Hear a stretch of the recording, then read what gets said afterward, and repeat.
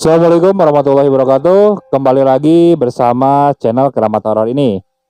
Pertama, saya ingin mengucapkan maaf kepada para penonton yang sudah menunggu-nunggu cerita dari channel Keramat Horor yang lama memang tidak upload ya.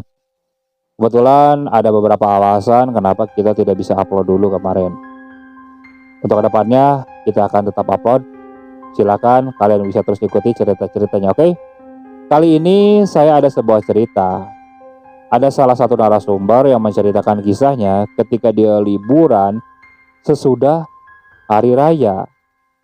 Mereka ini liburan ke suatu pantai, namun siapa sangka ternyata dia dan teman-temannya ini harus mengalami sesuatu yang cukup menakutkan ketika mereka liburan di pantai dan menginap di sana. Bagaimana kisahnya? Simak terus videonya sampai selesai. Dan seperti biasa, sebelum mulai ke ceritanya, siapkan kopi, siapkan cemilan, supaya saat mendengarkan lebih santai. Sudah, kita mulai ceritanya. Peristiwa ini terjadi di tahun 2016. Sebut saja namaku Dani. Saat itu, aku pulang ke kampung halamanku karena kebetulan bertepatan dengan hari raya. Aku mendapatkan libur lumayan lama saat itu, sekitar 10 harian. Beberapa hari aku habiskan waktu dengan keluargaku, karena kebetulan aku sendiri memang belum berumah tangga. Seperti tahun-tahun sebelumnya, ketika momen hari raya ini, biasanya teman-teman semasa sekolahku, mereka akan pulang kembali ke kampung halaman. Ada beberapa teman dekatku, sebut saja namanya Andre, Yusuf, Cecep, dan Ujang. Biasanya ketika momen lebaran seperti ini, kita akan berkumpul. Dan rumahku lah yang biasa dijadikan tempat berkumpul teman-temanku itu. Nah, di hari keempat ini, mereka mulai berdatangan ke rumahku. Kita mulai saling bertukar pengalaman, mengobrolkan kehidupan, dan lain sebagainya. Di tengah-tengah perbincanganku dan teman-temanku, mendadak aku mempunyai usulan. Bagaimana kalau kita liburan, berkumpul sekali-sekali lah. Aku bilang seperti itu kepada teman-temanku yang lain. Mereka mulai mengusulkan destinasi tempat yang akan mereka tuju. Dari mulai liburan ke kebun teh, ke pantai, ke gunung, dan lain sebagainya. Namun saat itu, aku lebih tertarik untuk liburan ke pantai. Karena memang sudah lama aku tidak ke sana. Saat itu, Cecep mengusulkan salah satu pantai di wilayah Jawa Barat, tepatnya Pantai Es. Aku sedikit penasaran juga ke sana, karena memang sudah lama tidak ke sana. Apalagi selama liburan ke sana, memang kita tidak pernah menginap. Aku mengusulkan kepada teman-temanku yang lain, bagaimana kalau kita sekalian camping saja di sana? Kan memang sudah lama kita tidak pernah camping. Teman-temanku tampak berpikir saat itu, dan tak berapa lama mereka menyetujuinya. Dan saat itu, aku langsung mengusulkan bagaimana kalau besok harinya kita langsung berangkat ke sana. Tak berapa lama, teman-teman yang lain langsung setuju. Singkat cerita, setelah pulang teman-temanku, aku mulai mempersiapkan perlengkapan yang harus aku bawa. Kebetulan memang sebelum aku kerja, aku memang aktif sebagai aktivis yang biasa naik ke gunung. Jadi peralatan-peralatan camping memang sudah tersedia di rumah. Aku mulai mengecek kembali dari mulai tenda dan lain sebagainya. Setelah semuanya siap, aku mulai masukkan ke mobil supaya besok tinggal langsung berangkat saja. Singkat cerita, besok pun tiba. Teman-teman yang lain sudah mulai datang ke rumah. Hingga yang terakhir tinggal Cecep saja. Aku coba hubungi si Cecep. Beberapa kali aku telepon, dia tidak mengangkat. Sekitar 10 menit kemudian, dia datang dengan diantarkan oleh kakaknya. Namun kulihat wajah si Cecep ini seperti tampak murung, entah kenapa. Setelah kakaknya pergi, aku coba tanya kepada si Cecep. Cep, kamu kenapa? Kamu ada masalah?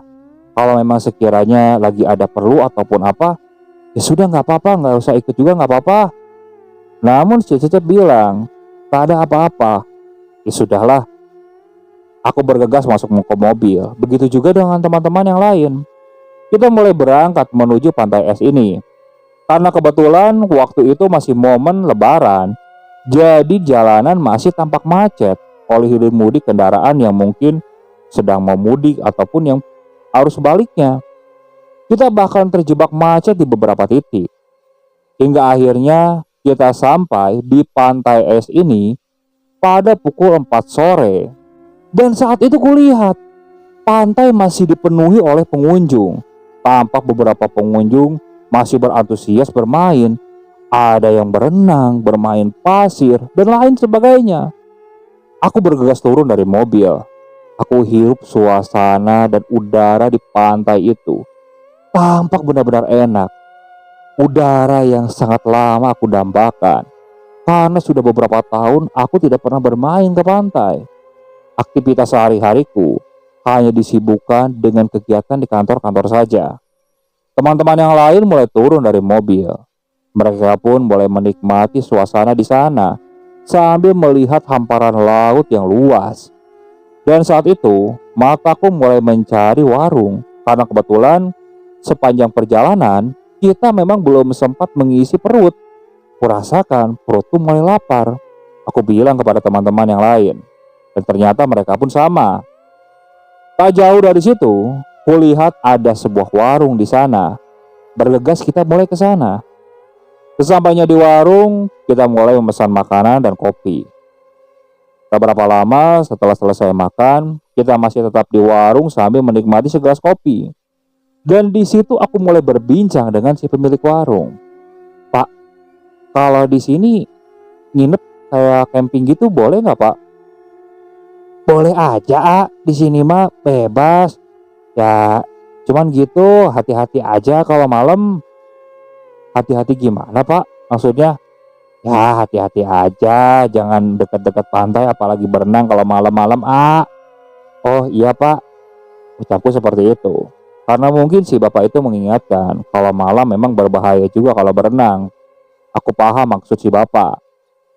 Namun kulihat si Cecep ini masih murung juga. Aku coba tanya kembali kepada si Cecep. "Cep, kamu sebenarnya ada masalah apa sih? Kok diem terus?" Di situ si Cecep mulai bilang, "Dan sebenarnya pas aku mau berangkat ke sini, kamu tahu kan kakekku?" "Iya." "Kakekku ini orangnya kan kolot. Dia terlalu percaya sama feeling sama klinik kayak gitulah. Terus dia bilang, aku ini gak boleh pergi. Katanya nanti aku akan diganggu sama setan." Dah, udah jangan terlalu didengerin. Biarin aja. Ya mungkin orang tua pesan kayak gitu, khawatir kali sama cucunya. Kan kamu cucu yang paling disayang. Ucapku seperti itu kepada si Cecep. Lah, kamu tahu kan kakekku kayak gimana. Aku maksa dia malah uring-uringan tadi. Aku kan udah bukan anak kecil lagi. Pusing aku. Ucap si Cecep yang sedikit kesal. Dia seperti mencurahkan kekesalannya yang dia pendam dari tadi. Aku pun mendengarkannya. Begitupun teman-teman yang lain. Dan setelah itu, aku mulai mengajak teman-teman yang lain untuk mulai mendirikan tenda. Karena suasana saat itu sudah mulai gelap. Aku mulai mencari tempat yang benar-benar enak saat itu untuk mendirikan tenda. Dan kebetulan aku menemukan sebuah tempat. Tempat itu berdekatan dengan sebuah batu. Dan di pinggirnya tampak benar-benar enak kalau aku mendirikan tenda di sana. Karena di sekitarnya ada beberapa pohon di sana. Bergegas aku dan teman-teman yang lain mulai menurunkan barang-barang. Kita bawa ke tempat tersebut. Aku, Yusuf, dan Cecep bertugas untuk mendirikan tenda. Sedangkan Ujang dan Andre, mereka bertugas untuk mencari kayu bakar. Karena nanti malam rencananya kita akan membuat api unggun kecil untuk menghangatkan badan. Selepas maghrib, tenda sudah berdiri. Andre dan Ujang pun sudah kembali mengumpulkan kayu bakar. Mereka dapat lumayan saat itu. Karena kata mereka, di pinggiran pantai banyak kayu yang berserakan. Biasanya kalau camping seperti ini, yang bertugas masak Yusuf dan Cecep. Karena kami memang belum lama makan, rencananya selepas isya saja kita akan ngeliwat. Sambil menunggu waktu ngeliwat, kita mengobrol kembali. Kuperhatikan suasana pantai sambil mengobrol dengan teman-temanku. Tampak sepi. Pengunjung yang tadi ramai itu pulang semua, tak ada yang camp di sana. Sepertinya hanya kita saja yang camping di sana. Namun tak jauh, aku masih mendengar suara-suara orang yang seperti mengobrol. Aku pikir mungkin itu si bapak pemilik warung atau orang yang sedang ngopi di warungnya. Karena posisi warung itu jaraknya memang tidak terlalu jauh, mungkin sekitar 300 meteran. Tapi karena suasana di alam terbuka seperti ini dan sepi, mungkin suaranya terdengar. Hingga adzan Isya pun berkumandang. Cecep dan Yusuf mulai mempersiapkan memasak. Sedangkan aku, Andre, dan Ujang mulai menyalakan api unggun saat itu. Untuk memasak kita memang membawa kompor portable, jadi biar simpel. Sambil menunggu matang, kita kembali mengobrol. Membicarakan masa lalu, masalah pengalaman kita ketika camping, masalah di pekerjaan, dan lain sebagainya. Hingga tak terasa, waktu sudah menunjukkan pukul 8:30 malam. Liwat pun sudah matang. Kita mulai makan saat itu. Selepas makan, aku mengajak teman-teman yang lain untuk ngopi di dekat pantai sambil menikmati deru ombak. Namun saat itu, Yusuf dan Cecep menolak. Mereka ingin di tenda saja. Ya sudah, saat itu, aku, Andre, dan Ujang bangkit dan mendekat ke arah pantai sambil membawa gelas kopi milik kami. Di sana kita mulai berbincang kembali. Ada sekitar setengah jam sambil menikmati suasana pantai. Entah kenapa, aku merasa ada suasana yang lain. Ada perasaan yang berbeda. Seakan ada yang memperhatikan di belakang, tepat di arah tenda kami. Otomatis aku menoleh. Dan saat aku menoleh, tepat di dekat tenda kami ini, aku seperti melihat ada sosok hitam yang sedang berjongkok di tenda. Melihat seperti itu, aku langsung bangkit. Khawatirnya itu adalah maling atau orang yang hendak berbuat jahat. Sialnya saat itu aku tidak membawa senter. Senter aku tinggalkan di tenda. Aku bangkit, aku berteriak, "Woi, ngapain woi? Lagi apa di situ?" Si Andre dan si Ujang yang mendengar gelagatku seperti itu, mereka bangkit. "Ada apa, Dan?" "Itu ada orang." Aku langsung berlari ke arah tenda. Si Andre dan si Ujang pun mengikutiku dari belakang. Si Cecep, ya, dan si Yusuf kebetulan yang berada di dalam tenda langsung keluar. "Ada apa, Dan?" "Di sini aku kayak ngeliat orang tadi jongkok di pinggir tenda." "Mana ah, gak ada siapa-siapa. Lagian tadi kalau ada orang, aku juga dan si Yusuf pasti dengar. Lagian aku di dalam gak tidur kok." "Bener, aku gak bohong.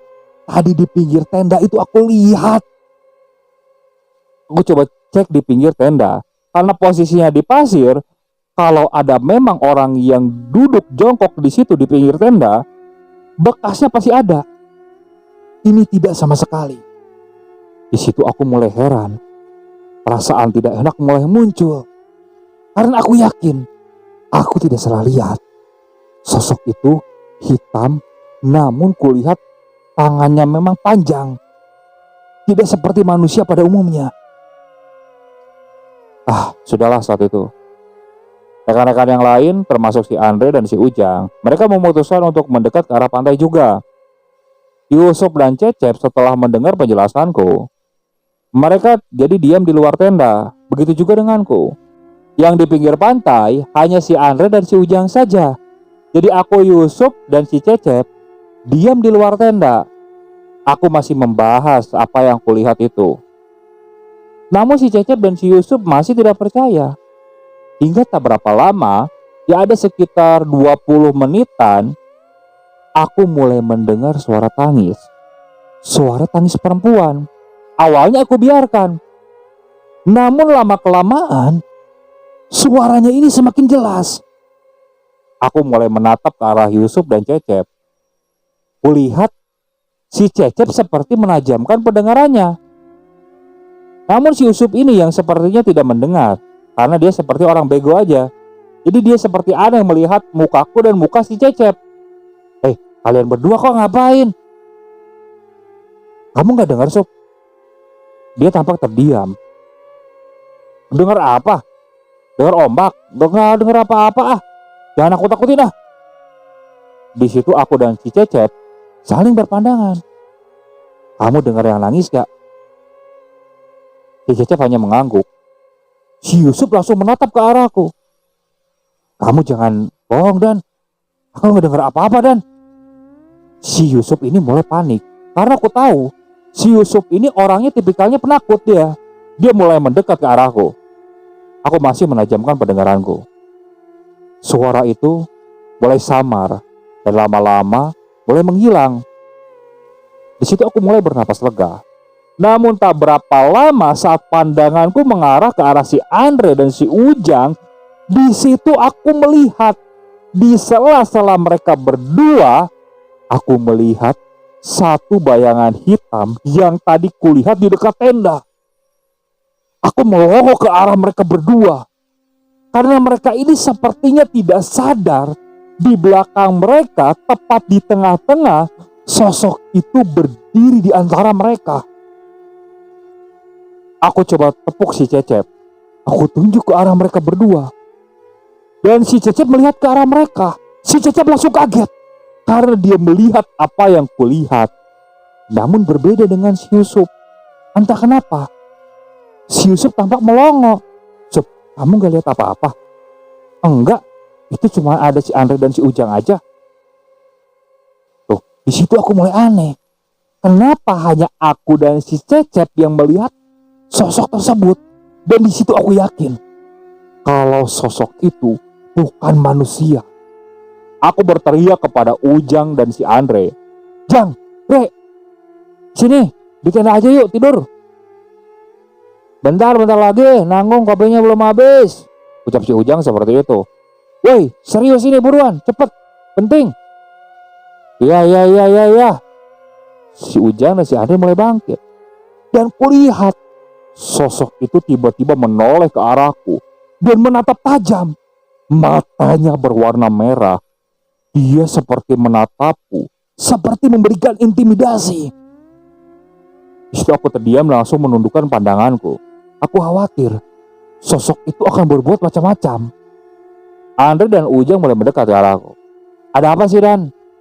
Enggak, udah. Kita malam ini langsung tidur aja. Sob. Buka kamu kenapa kok pucat gitu, Takut kamu? Abis digodain kunti apa? Ucap si Andre nyeletuk seperti itu. Dek, ngomong jangan macam-macam. Ini di tempat kayak apa sih ah? Sorry. Lah, kita masuk aja ke tenda. Ucapku seperti itu, dan kita mulai masuk ke dalam tenda. Di dalam tenda, kita mulai memposisikan untuk tidur. Ya, walaupun memang tendanya tidak terlalu besar, tapi cukup untuk kita berlima tidur. Namun sialnya saat aku mulai merebahkan diri, aku mulai merasakan seperti ada orang yang mendekat ke arah tenda. Karena suara langkahnya ini terdengar. Aku masih diam di dalam tenda. Hingga aku dengar langkah itu benar-benar jelas mendekat ke tenda. Di situ aku mulai membuka tenda kembali. Aku mulai memperhatikan sekitar. Namun saat aku memperhatikan sekitar, aku tidak melihat siapapun di sana. Aku hendak menutup tenda itu kembali. Namun saat aku hendak menutup resletingnya, di situ aku melihat sekelebat bayangan putih. Sekelebat bayangan putih itu melintas tepat di depan pintu tenda. Sangat jelas. Bahkan aku sampai melompat ke belakang. Teman-teman yang lain kaget karena mereka memang belum tidur. Loh, kenapa, Dan?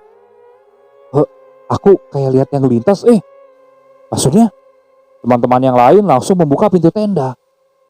Ada apa-apa, Dan? Udah. Kita tutup aja, ucap Yusuf yang mulai sadar ada sesuatu yang tidak beres di sini. Mereka mulai memposisikan untuk tidur. Begitupun dengan aku. Namun tetap saja ternyata aku tidak bisa tidur. Perasaan ini tidak bisa tenang sama sekali. Aku merasa ada sesuatu yang benar-benar memperhatikan kami. Entah apa itu. Hingga akhirnya aku mulai duduk.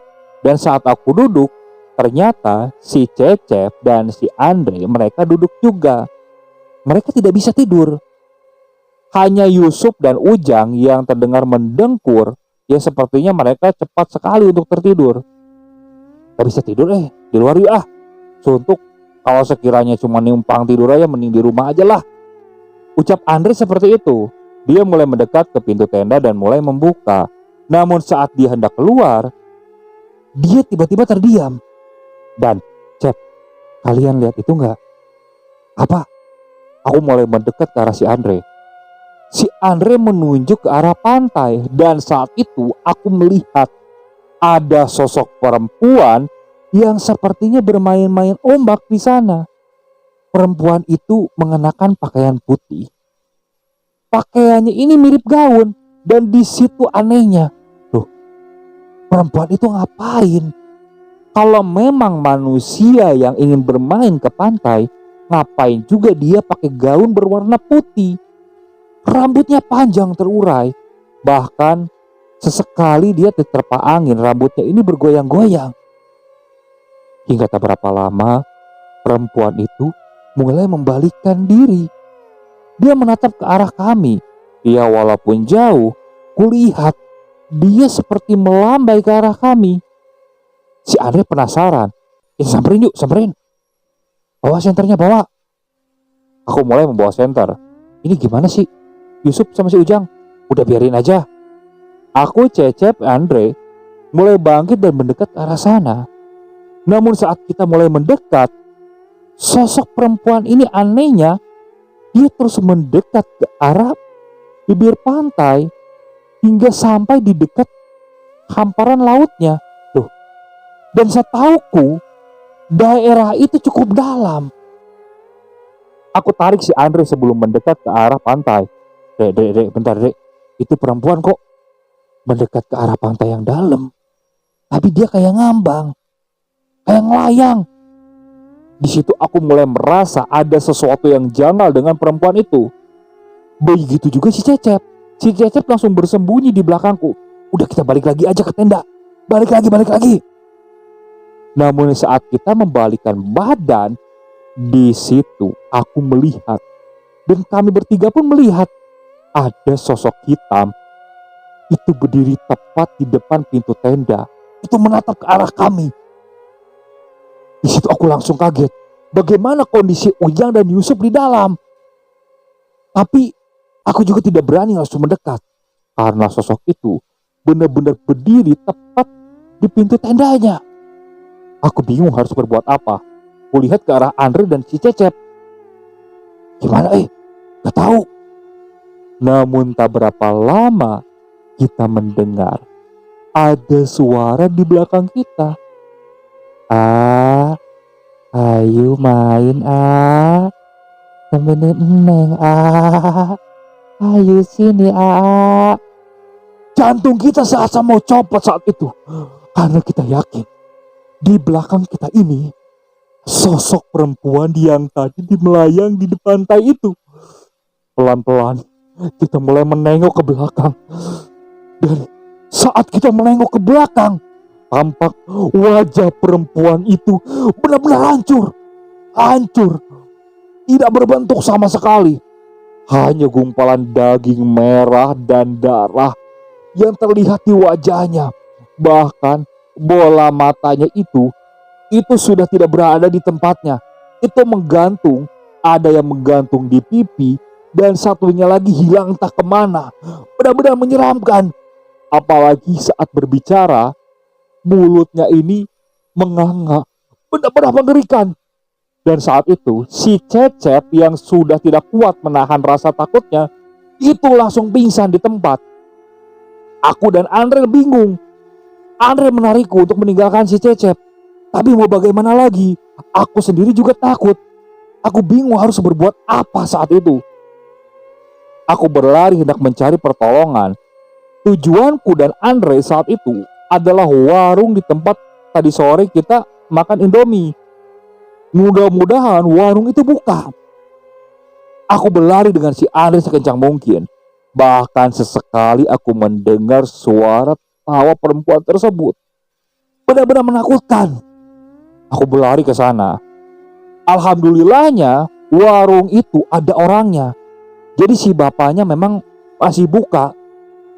Cepat-cepat aku berteriak, "Tolong! Tolong! Tolong!" Tak berapa lama, ada berdiri 3 bapak-bapak di warung tersebut. Mereka pun mulai berlari mendekat ke arah kami. Aku yang saat itu merasakan kaki sudah lemah, hanya bisa terdiam di tempat bersama si Andre. Hingga tak berapa lama, ketiga bapak-bapak itu sudah sampai, dan salah satunya adalah pemilik warung tersebut. "Kalian kenapa?" Aku menceritakan apa yang terjadi. Aku menunjuk ke arah lokasi si Cecep. Kalau tadi si Cecep pingsan di sana. Mereka pun minta diantarkan ke sana. Aku bangkit. Walaupun aku masih merasakan kakiku masih lemas. Namun sampai di lokasi si Cecep, di situ aku lebih kaget.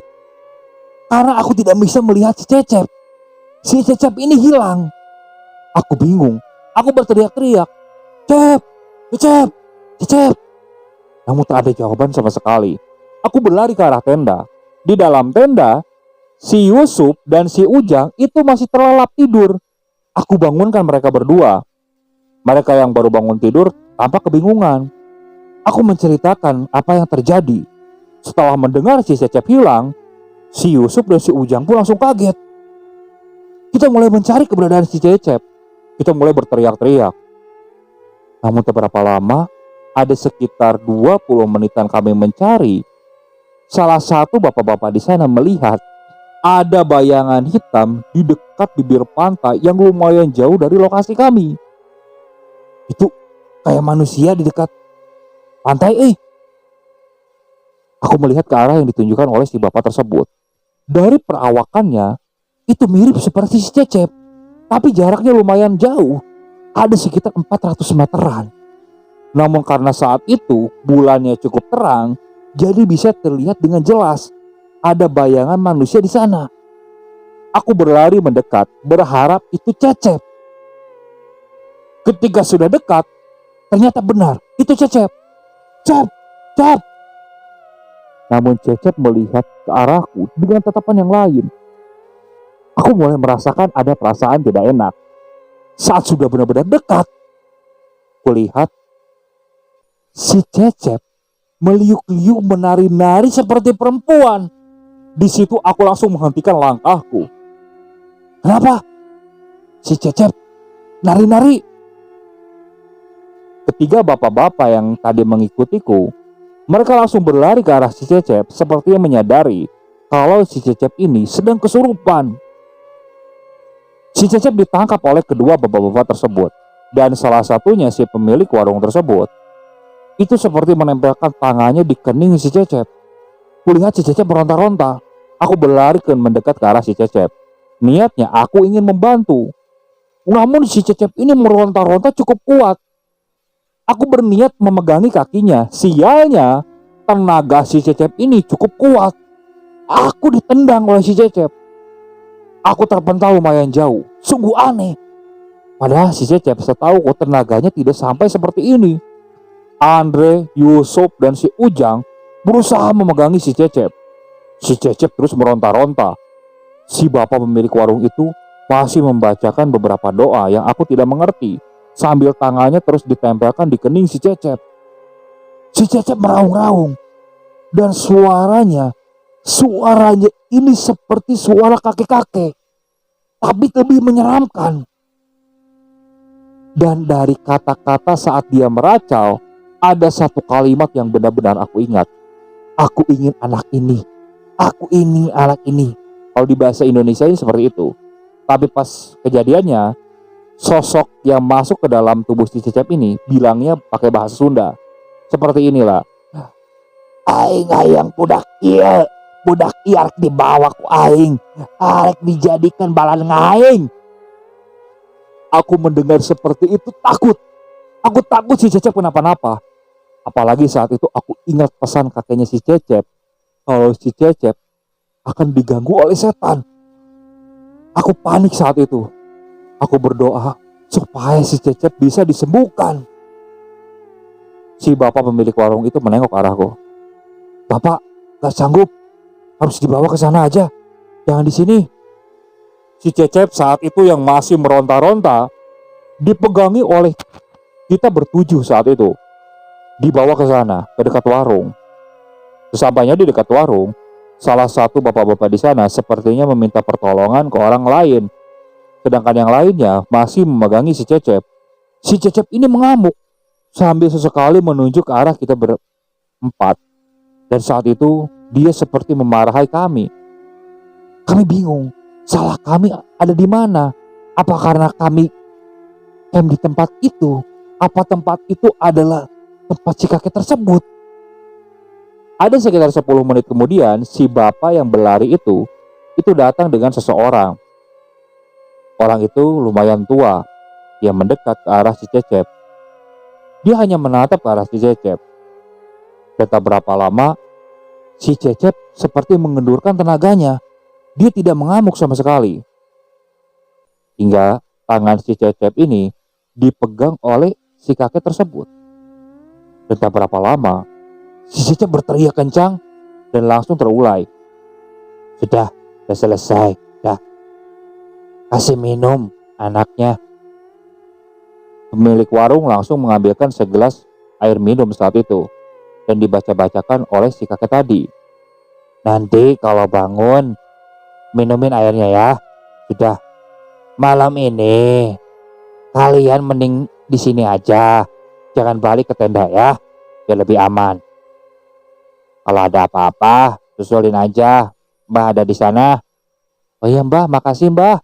Ucapku seperti itu. Si Mbah itu lalu pamit dan pergi. Hanya tersisa pemilik warung dan kita berlima. Dan tak berapa lama si Cecep mulai siuman. Setelah siuman dia tampak bingung. Kita berikan air minum saat itu. Si Cecep masih terdiam. Cep, kenapa? Kamu gak apa-apa kan? Enggak, ya sudahlah kita di sini aja. Saat itu kita langsung tidak membahas perihal tersebut. Aku alihkan obrolan kita dengan obrolan yang lain. Kita berusaha bercanda untuk mencairkan situasi seperti itu. Karena jujur saja, situasinya benar-benar tidak nyaman. Aku masih merasakan tidak enak sama sekali. Untungnya si bapak pemilik warung itu menemani kita sampai pagi.